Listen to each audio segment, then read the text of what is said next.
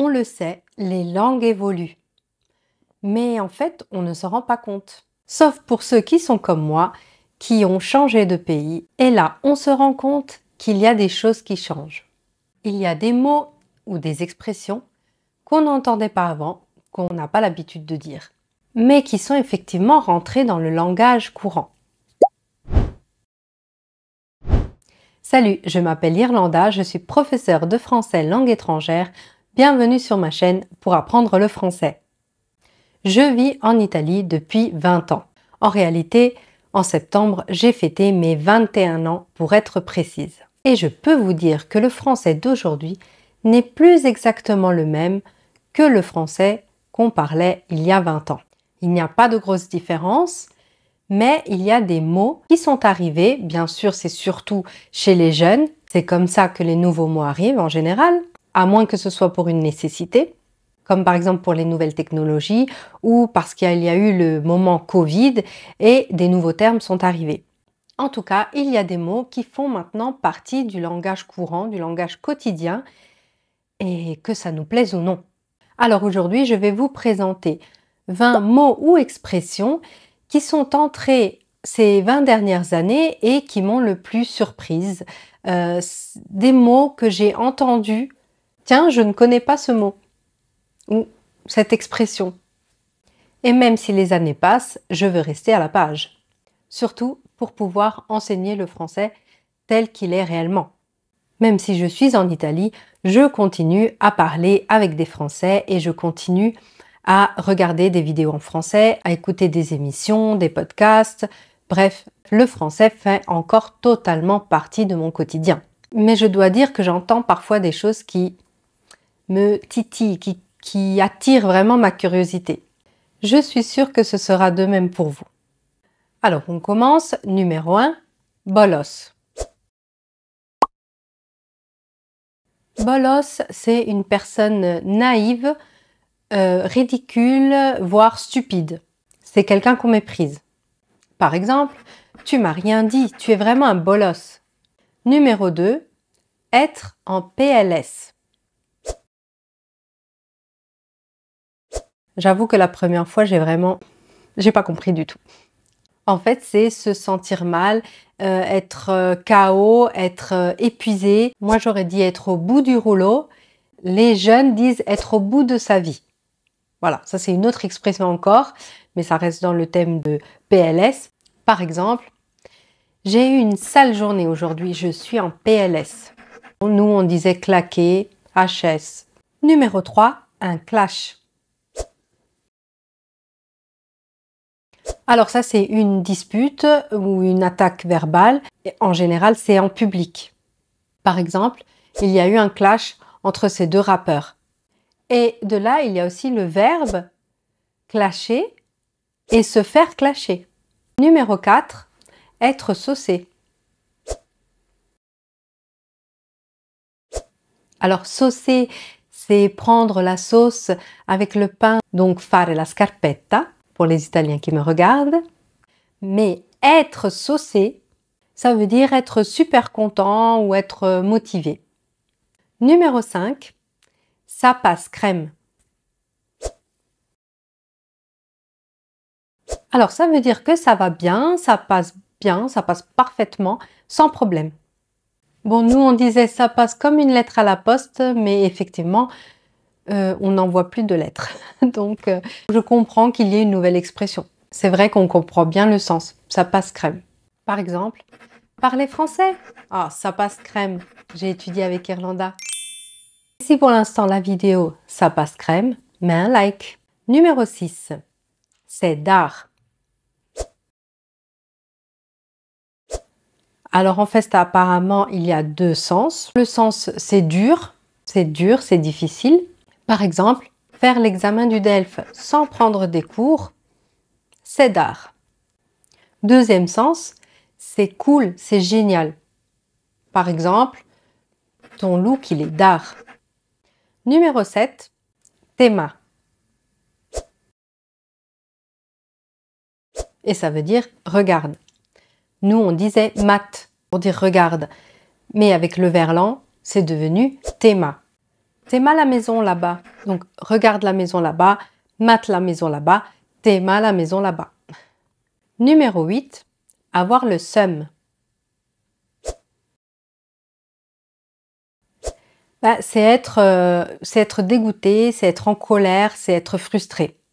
Exemple, j'ai raté mon train, j'ai trop le seum.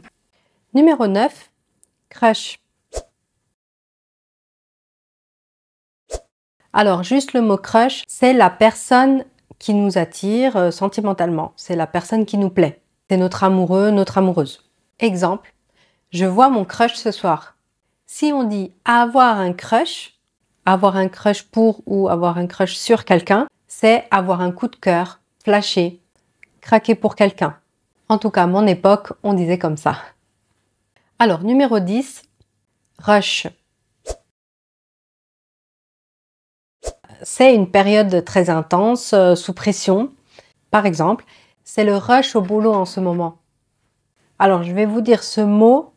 Je me rappelle encore la première fois que je l'ai entendu. J'étais allée en vacances en France pour Noël, comme je faisais chaque année. Et j'ai été allée prendre une crêpe au marché de Noël et il y a une jeune fille qui m'a servi et elle a commencé à parler. Et je dois dire que quand elle a dit « Ah, c'est le rush en ce moment », sur le coup, je me suis dit, tiens, j'avais jamais entendu quelqu'un dire ça avant. Heureusement que j'avais compris avec le contexte parce que sinon, sur le coup, c'est vrai que ça m'a fait bizarre. Si tu es en train d'apprendre de nouvelles choses, abonne-toi. Sinon, je vais bader. Numéro 11, bader. Bader, c'est déprimer, angoisser, ne pas être bien. Exemple, je suis en train de bader, j'ai de nouveau eu une mauvaise note. Numéro 12, s'enjailler. Bon, là, c'est joyeux, et ça se sent, c'est faire la fête, c'est s'amuser. Nous, on disait s'éclater, mais apparemment, maintenant, on dit s'enjailler. Par exemple, on s'est enjaillé toute la nuit. Numéro 13, se ramiter.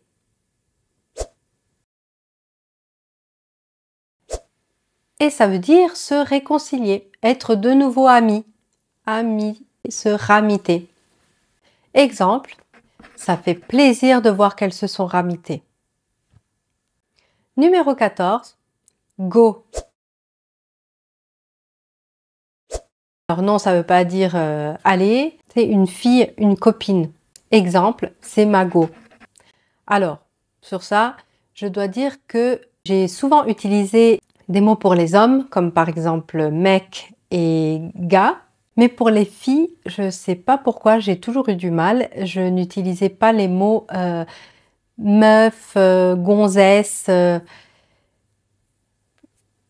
J'aime pas trop ça. Et go, ça vient de gonzesse. Par contre, je dois dire que go, je trouve que ça sonne mieux. Je me dis, pourquoi pas faire de nouveau la série Un gars, une go. Vous connaissez sûrement la série Un gars, une fille. Ben là, ça sonne bien. Un gars, une go. Qu'est-ce que vous en dites? Écrivez-le en commentaire. Qui veut la série Un gars, une go? Allez, tous à vos claviers. Numéro 15, faire sens. La première fois que je l'ai entendu, je me suis dit, oula, ça fait sens, ça se dit pas, ça a du sens. Mais bon, c'est un calque de l'anglais, it makes sense. On l'entend beaucoup, ça veut dire que donc quelque chose est logique, c'est compréhensible, c'est raisonnable, c'est sensé. Donc ça a du sens. Exemple, c'est vrai que ta remarque fait sens. Numéro 16, malaisant. On comprend assez le sens, donc ça veut dire gênant, qui met mal à l'aise. Exemple, son discours est malaisant. Donc ce qu'il dit me dérange, ça me met mal à l'aise. Numéro 17, chill, et le verbe donc chiller. Donc c'est se détendre, passer un moment tranquille, chill, c'est cool. Par exemple, ce soir on chill à la maison. Numéro 18, c'est la même. Il faut que je vous explique. Parce qu'apparemment, c'est la même. Ça se disait déjà quelque part, je ne sais plus dans quelle partie de France. Mais quand moi j'habitais en France, on ne disait pas c'est la même. On disait c'est pareil, c'est la même chose. Et quand j'ai entendu la chanson, vous vous rappelez?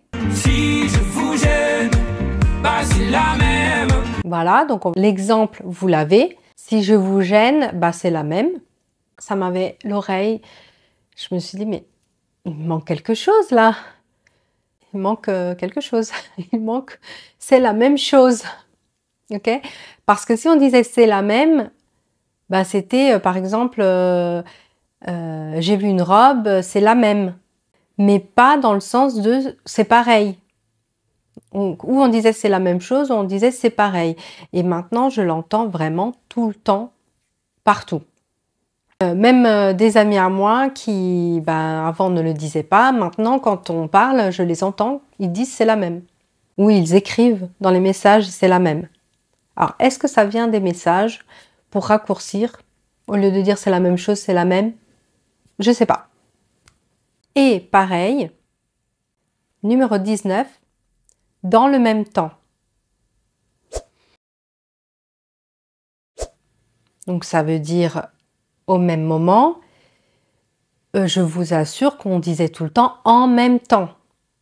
Et là, ça fait quelque temps que j'entends tout le temps dans le même temps. Plus encore que en même temps. Et pour mon oreille qui n'est pas habituée, parce que pendant 20 ans, en plus de 20 ans, je dirais même pendant 30 ans, mon oreille a toujours entendu en même temps. Tout d'un coup, entendre ce dans le même temps, je ne dis pas que ça n'existait pas, on le trouve même dans certains livres, mais ce n'était pas du tout utilisé à l'oral, c'était pas du courant. Et Hugo Décrypte le dit tout le temps. Alors on va faire un exemple. Les prix montent, dans le même temps, les salaires stagnent. Et pour finir, il a refait ma journée.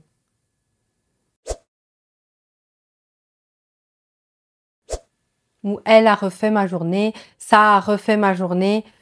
Bref, refaire la journée, qui là aussi c'est un calque de l'anglais en fait. Et c'est pour dire qu'on est super content grâce à quelqu'un. Par exemple, quand elle m'a apporté un café, elle a refait ma journée.